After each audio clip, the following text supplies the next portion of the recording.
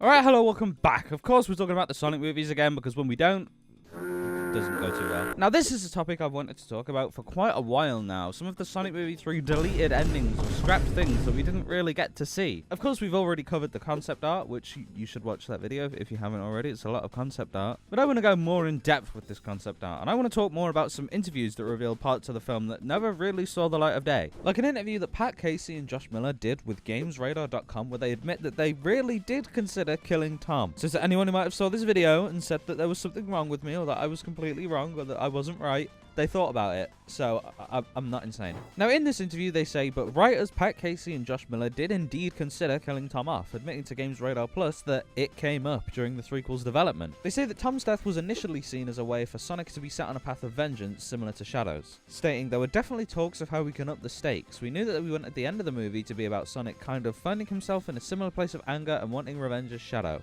So it was kind of, well, like, what could push him to that point? And again, this is what a lot of people who saw the first trailer believed, that Sonic was going to be angry at Shadow for killing Tom, and that is where the revenge would come from. But after concepting it a little in the studio, the team ultimately decided that it just wouldn't work, with them admitting that they would probably be in some sort of movie trap if this was to happen. Saying, ultimately, we were like, nobody really wants to see Tom die. We want people to be happy at the end of this movie. I think doing that would have maybe been a bridge too far. Saying even further, I mean, even before we were movie writers, we were movie fans, and it's often made me feel really mad when a character gets killed when they don't have to. Especially at the beginning of a sequel, when they take your favorite character from the previous one and kill them off in the first scene. They're doing it to raise the stakes, but all they're accomplishing is pissing me off. And to be fair, I think they did a really good job at replacing this and making the revenge sequence that Sonic kind of ditches his friends instead to go after revenge. And Tom just gets injured. He doesn't die, he just gets hurt. Which makes us wonder what would have happened if they did go down that route and Tom was killed. How different would the fights between Sonic and Shadow be? Like the Super Sonic and Super Shadow fight. How different would that have been if Tom was actually killed by Shadow? Would he have actually gone through with it? Would he have actually killed Shadow and Shadow was telling him to? Well, speaking of the Super Sonic and Super Shadow fight, we can actually take a look at this concept art right here, which shows us a completely different ending to the one that we saw in the film. Now, to what I'm aware of, there's never really been some sort of explanation behind every single one of these concept art images and what the initial idea was. It's kind of just been the image. So what do I think this is hinting at? I think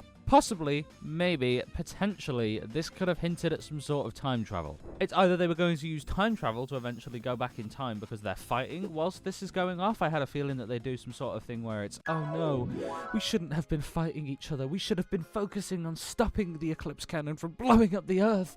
No! And then they'd time travel, go back in time, and they'd stop the Eclipse Cannon from blowing up Earth, and boom, all would be happy. Or they would write themselves into one of those movie holes that they were worried about writing themselves into, and that might have been why it changed. Because how can you really progress these movies when there is a big, massive hole inside of Earth?